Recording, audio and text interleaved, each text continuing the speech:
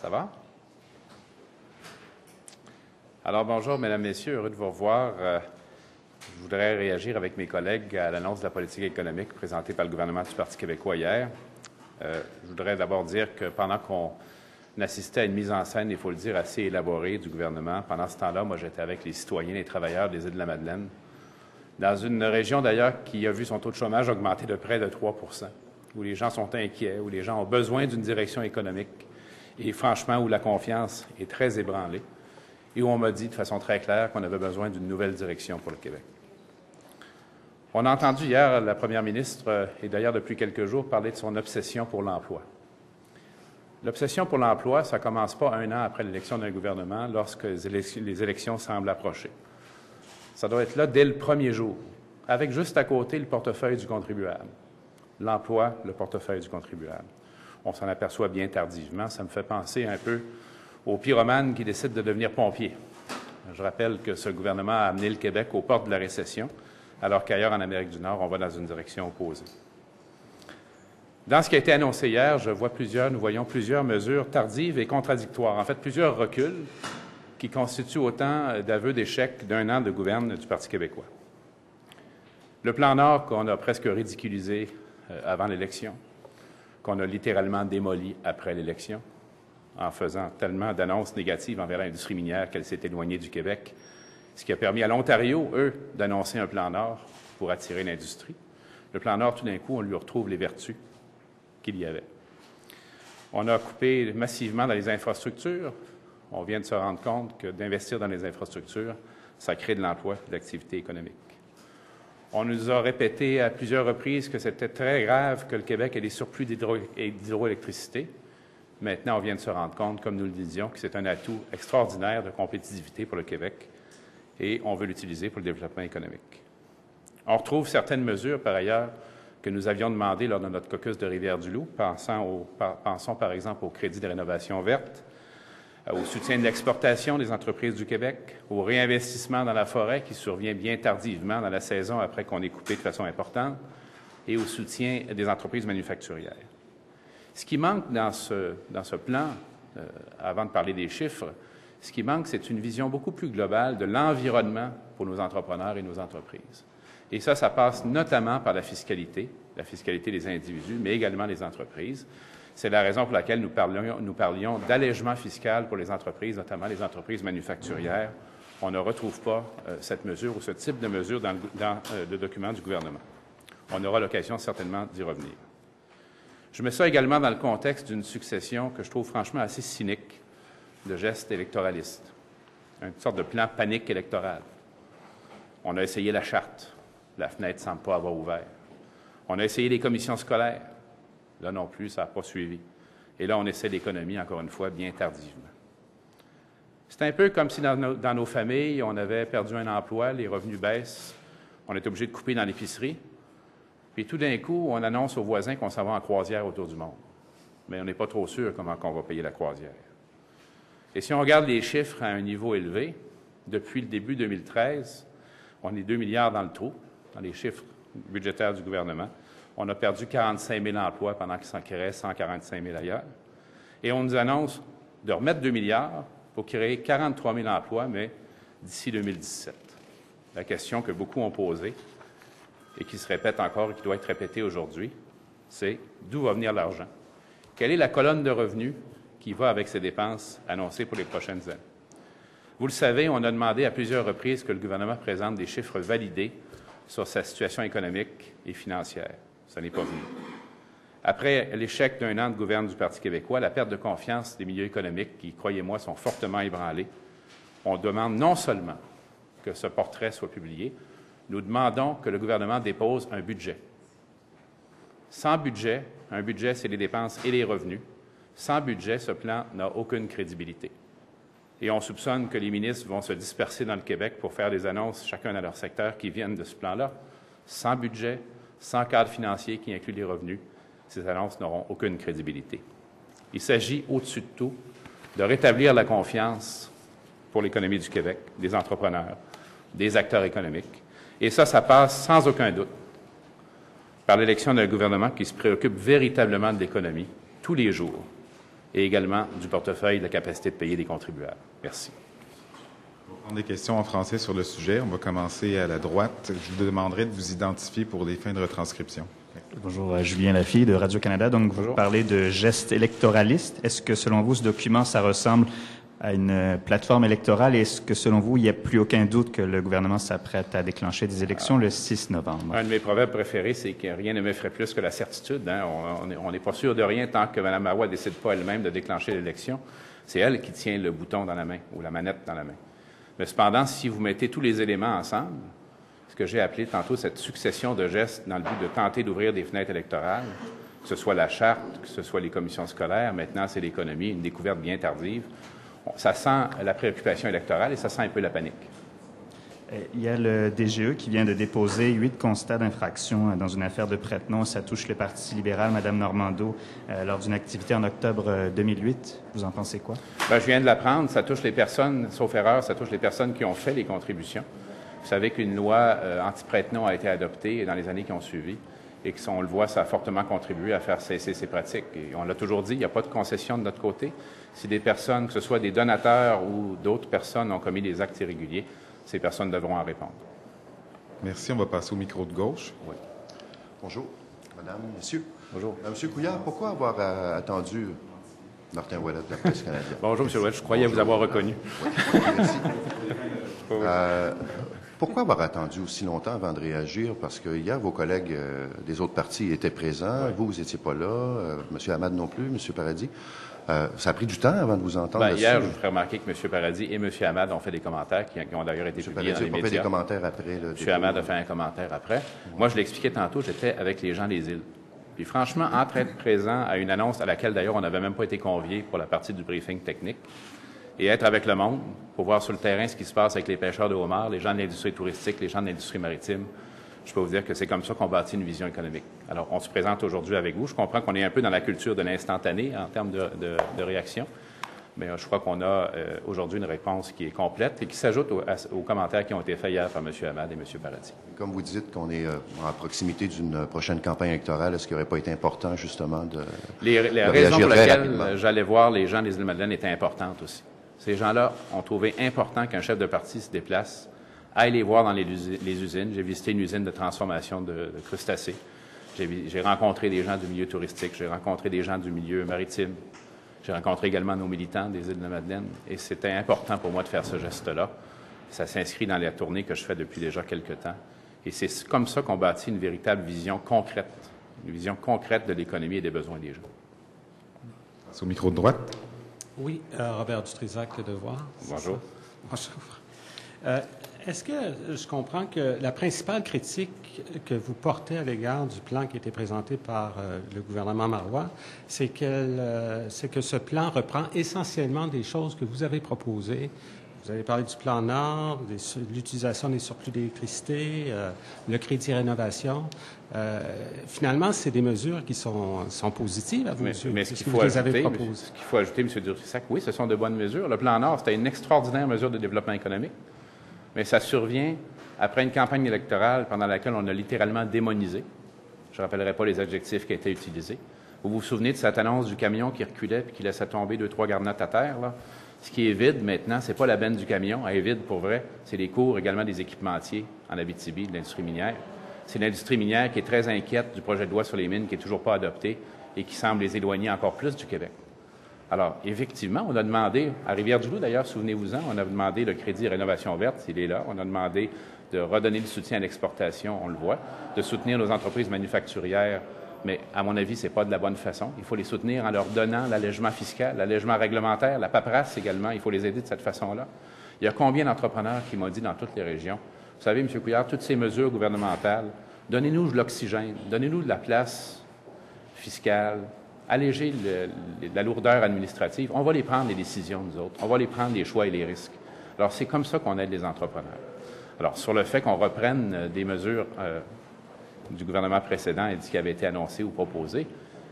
Sur quoi je veux insister, c'est qu'on le fait après avoir littéralement démoli ces mesures-là pendant plusieurs mois, que ce soit l'hydroélectricité, la forêt, les mines, le plan Nord, la liste est longue.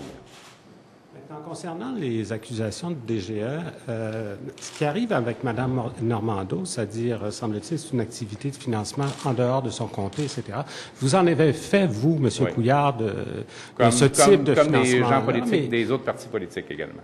Oui, mais comme ministre ténor, si on veut, important de l'ancien gouvernement, vous avez fait, comme Mme Normando, des activités de financement. Est-ce que vous n'êtes pas à risque, justement, que d'une situation qui soit la même que celle de Mme Normando? De même que l'ensemble des membres du gouvernement du Parti québécois qui ont participé à des événements de financement. La personne qui amène son don avant l'adoption de la loi sur le prête-nom, c'est très, très difficile d'avoir une autorité légale pour faire les vérifications. La personne arrive avec son chèque et son don. Ce qui est nouveau, c'est l'adoption de cette loi en 2011. Sauf erreur, c'est en 2011 qu'elle a été adoptée. Et ça, avec le 100 $, ça a profondément changé la culture du financement politique. Moi, j'en suis très heureux. On va passer au micro de gauche. Bonjour, M. Couillard. Bonjour. Simon Boivin du Soleil. Hier, dans l'assistance à la présentation de Mme Marois, il y avait M. Pierre-Carl Pellado. Ce matin, dans Le Devoir, on fait mention du désir du gouvernement de l'attirer en son sein, peut-être même comme ministre non élu. Est-ce que la présence d'un homme de sa stature serait de nature à asseoir la crédibilité du plan économique de Mme Marois? Je vais un peu vous décevoir en vous disant que je ne commenterai pas les possibilités de candidature des autres partis, pas plus que je commenterai les nôtres. Le jour d'élection, on verra qui sont les personnes, les hommes et les femmes en liste de chaque côté.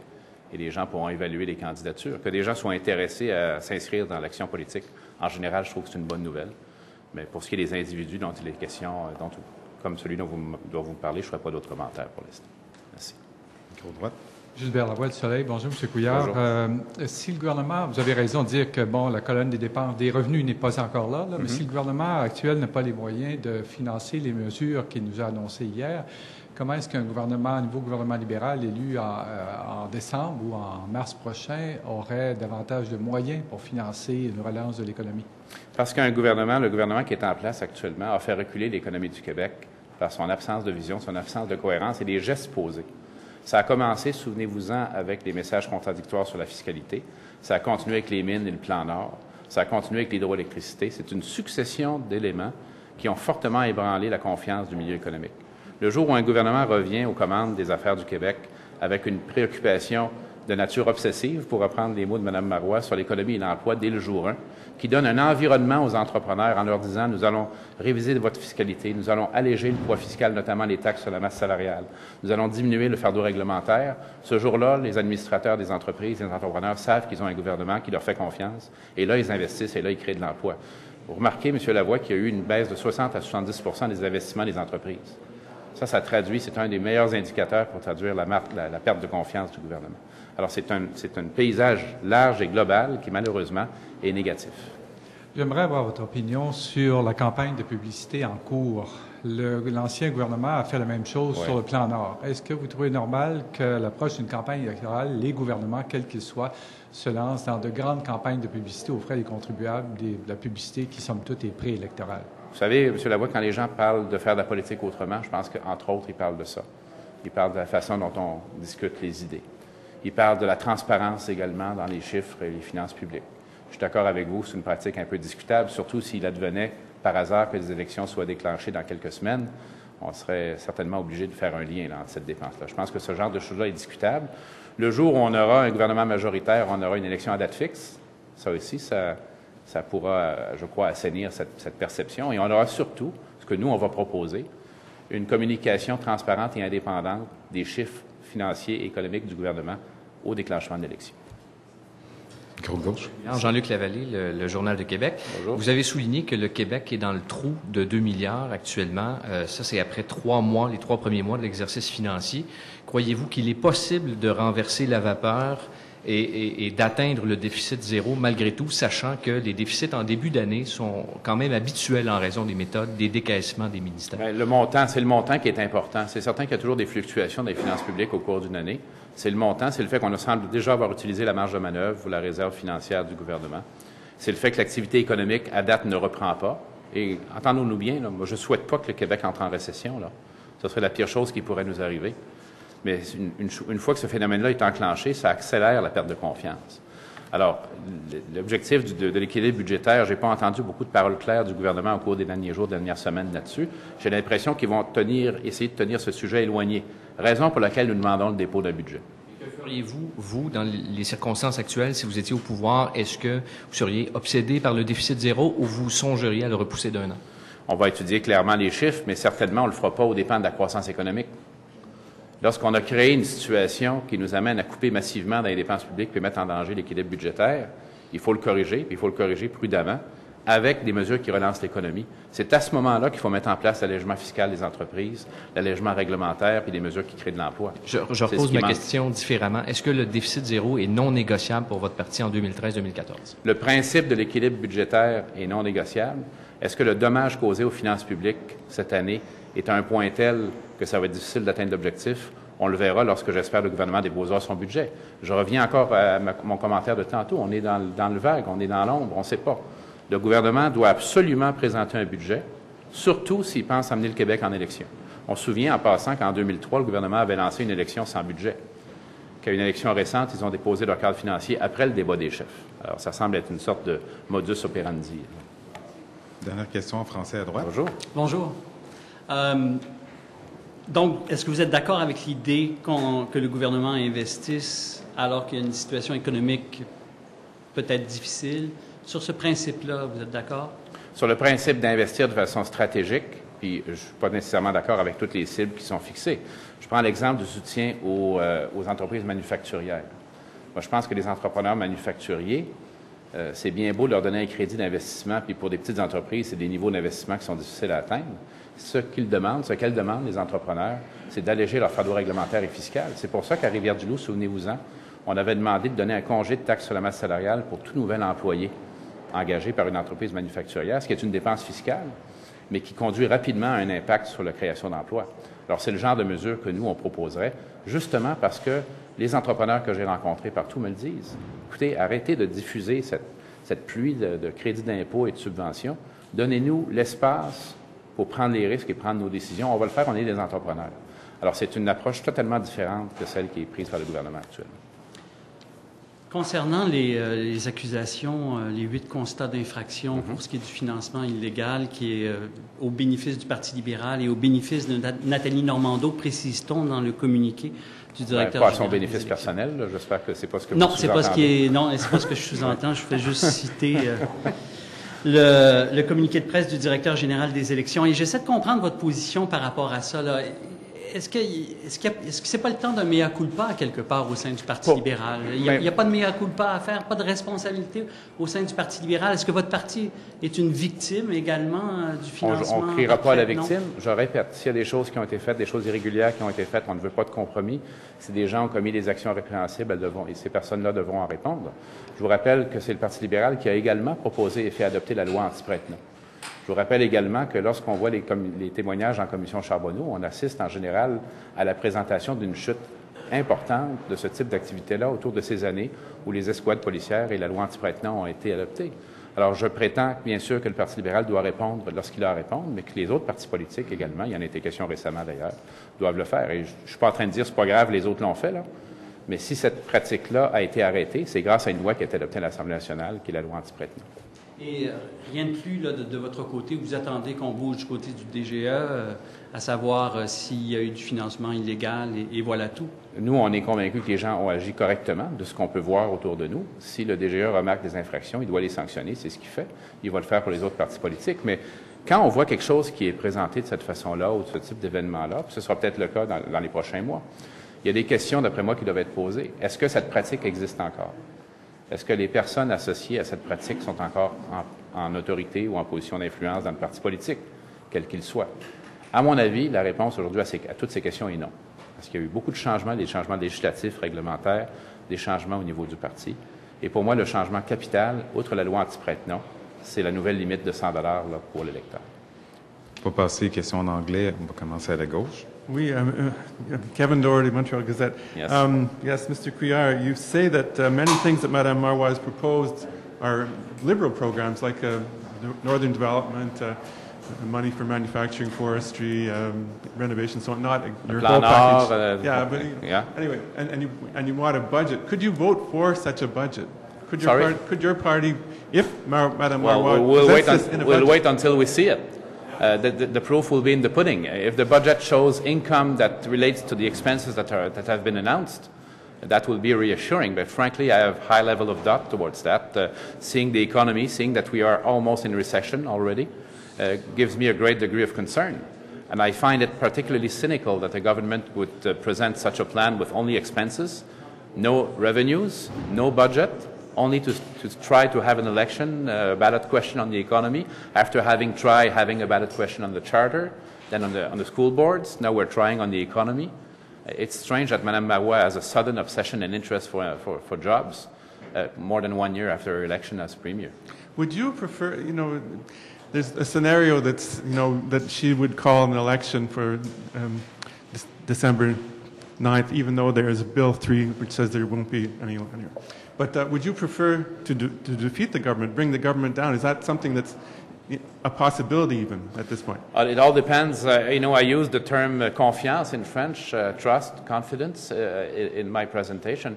It all relates to trust. At some point, the Assembly, particularly in a minority setting, will have the opportunity of expressing its degree of confidence towards the government. But what we hear these days in your columns, in your articles, is that Mme. Marois seems to be willing herself to call an election. If she does so, we'll be ready to fight an election in a very open way, and a very positive way, I hope. Merci. Yeah, Angelica Montgomery, CJAD. I was going to the wrong side. That's okay. Do you think it would help the PQ's credibility on the economy if they had someone on their team like Pierre-Karl Péladeau? Well, I would say their reputation on the economy will be hard to reconstruct. It's doubtful if one person would make a big difference. It's a party that is not really interested in the economy. Now there's a sudden flurry of interest because apparently an election is looming. But I haven't heard this level of interest before. Now, I won't comment about individuals going to run for other parties. I will do it when we have our own candidates announced. It's up to the PQ to decide who they want to run for them or not.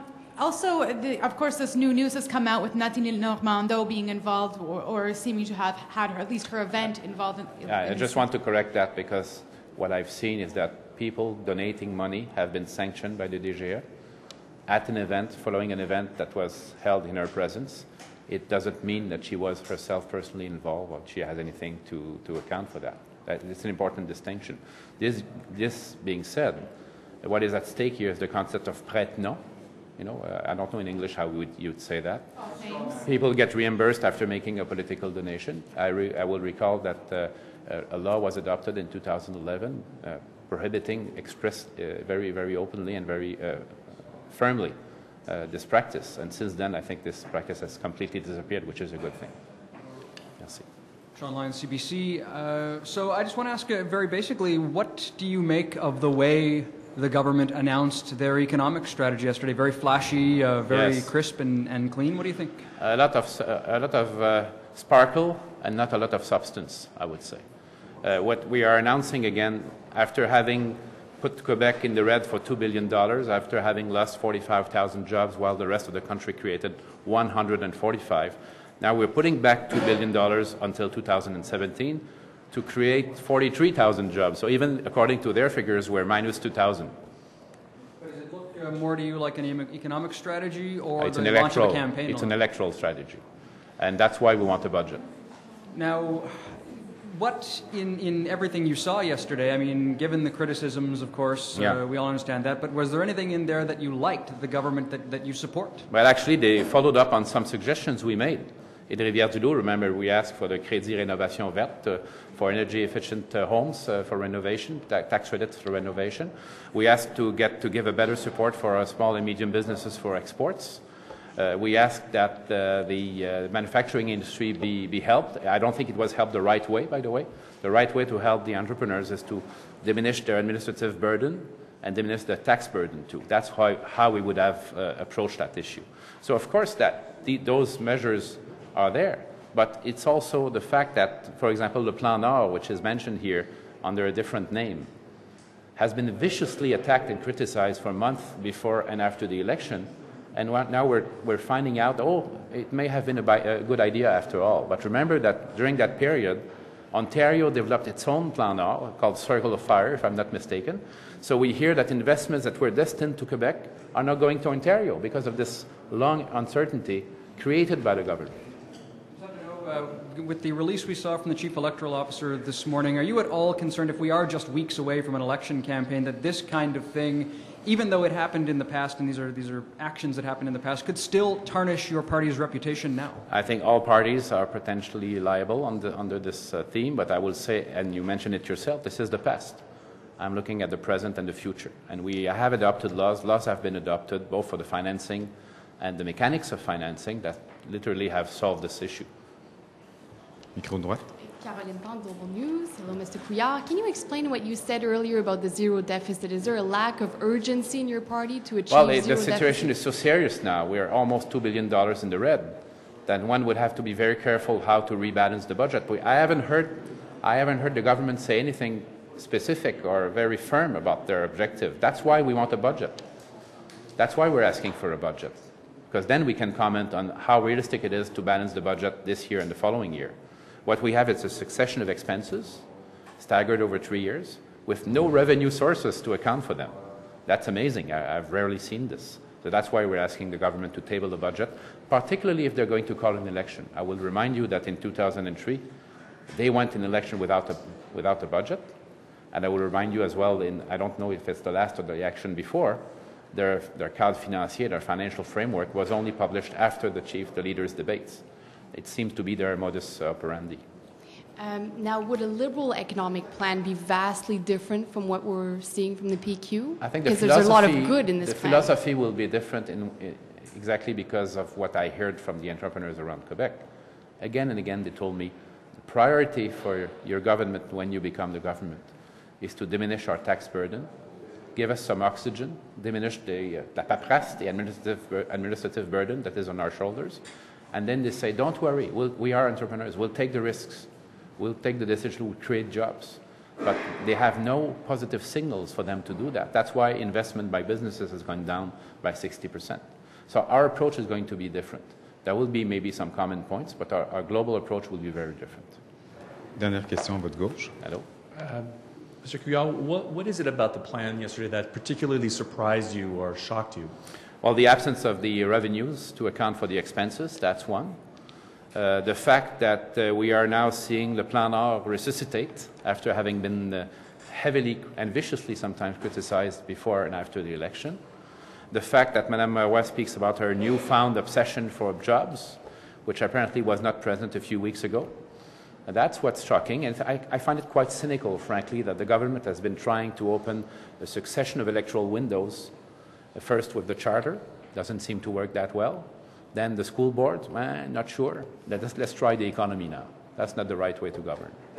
And if I heard you correctly, given the current economic reality, if you were to be in power in the next few months or by the spring, how realistic do you think it is to achieve a balanced budget in the next year or two? It's going to be difficult, but in order to answer that question, we need to see the budget.